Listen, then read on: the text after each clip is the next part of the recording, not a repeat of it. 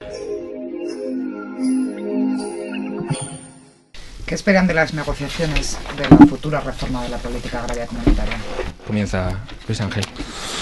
Bueno, en primer lugar, esperamos que además en estos días que van a venir ahora, que es en la cumbre de Chipre, nuestro gobierno sea capaz de tener los suficientes aliados para que esa PAC tenga un presupuesto fuerte, sin las reducciones por las que están apostando otros países del norte de Europa, y que una vez que tengamos ese presupuesto fuerte, sin esas reducciones de las que nos están anunciando, por la que están apostando otros países, el reparto sea un reparto justo en cada una de las regiones, que sirva para, como decía antes, para compensar esa pérdida de renta de nuestras explotaciones, que sirva para continuar fijando población en el medio rural, que sirva para que ese dinero que viene de Bruselas se reparta equitativamente entre agricultores y ganaderos,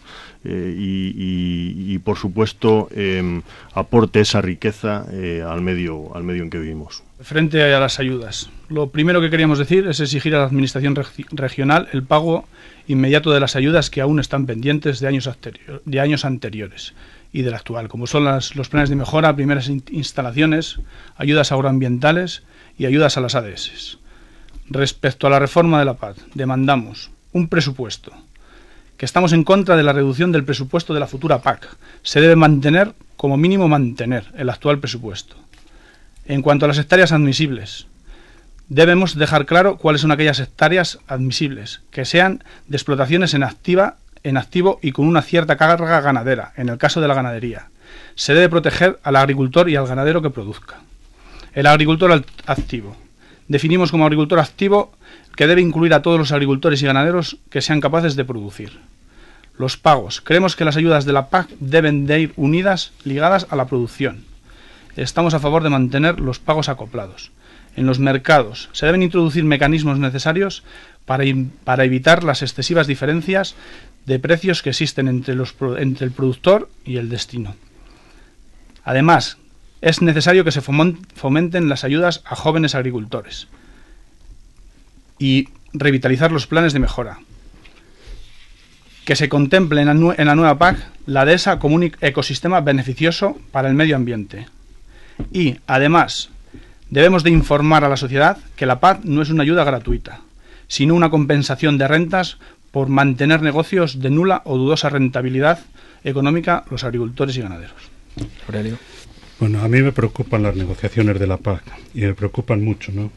Mañana y pasado van a ser días importantes en estas negociaciones, y lo serán pues sobre el 20 o el 21 de diciembre, cuando, digamos, será la fecha tope de los encuentros de los consejos de ministros que podrán decidir sobre el presupuesto.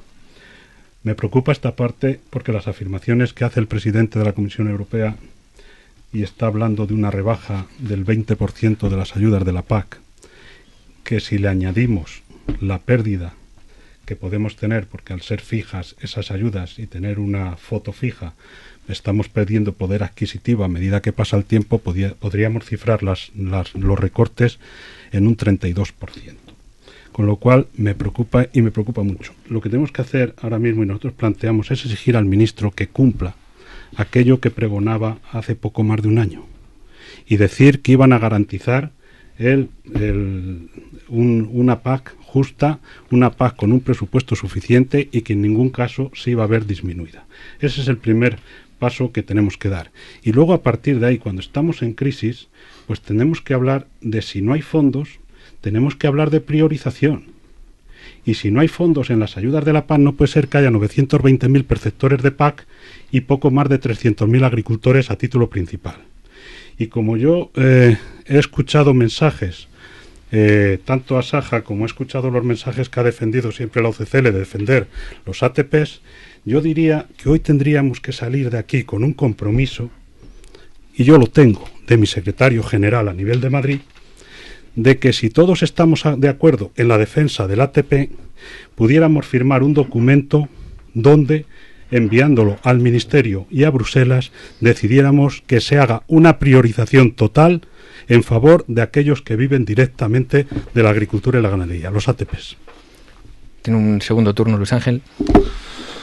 Bueno, creo que me toca responder a la pelota que nos lanza Aurelio.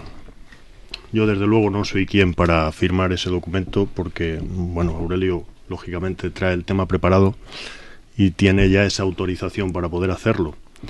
Yo soy simplemente el candidato a las cámaras de la provincia de Salamanca y el presidente provincial de Asaja.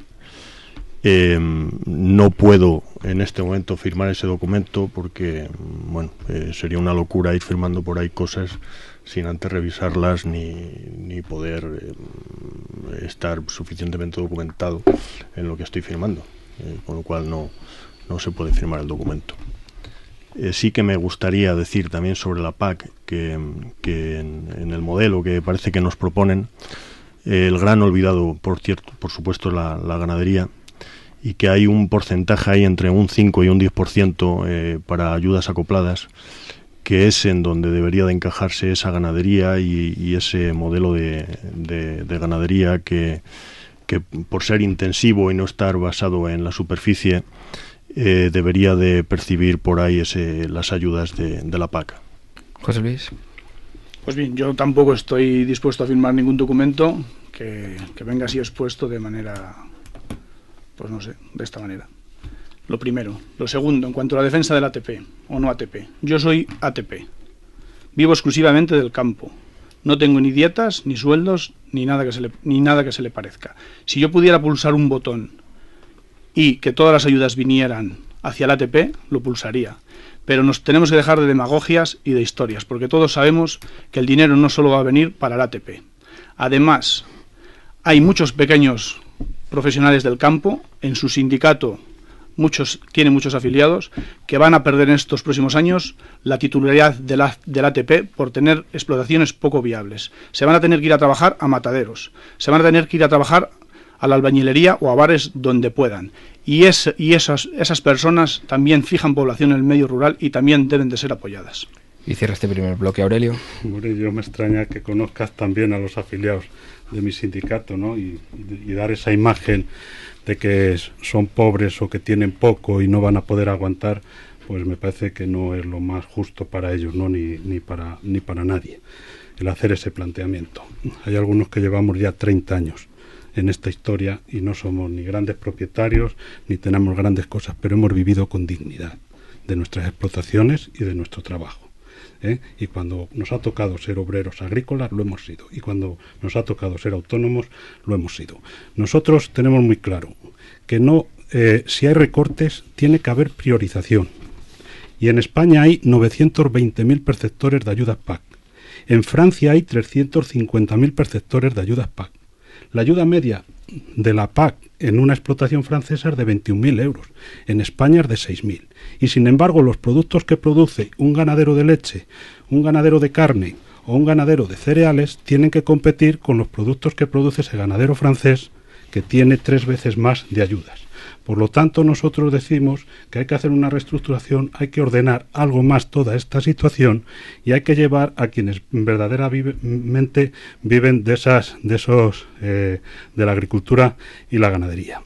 Y nosotros hace 5 años defendimos las ayudas acopladas, no defendimos otra cosa, y hoy seguimos diciendo que las ayudas son acopladas y deben de ser acopladas. Y estoy de acuerdo en que el primer pilar debe ser fundamental, no tiene que tener ningún recorte y además debemos de poner o establecer unos topes, una priorización a los ATPs para poder generar un montante económico que pueda nutrir el apartado de ayudas acopladas para los sectores en crisis o en situación de riesgo como se va a producir después de que se apruebe esta PAC.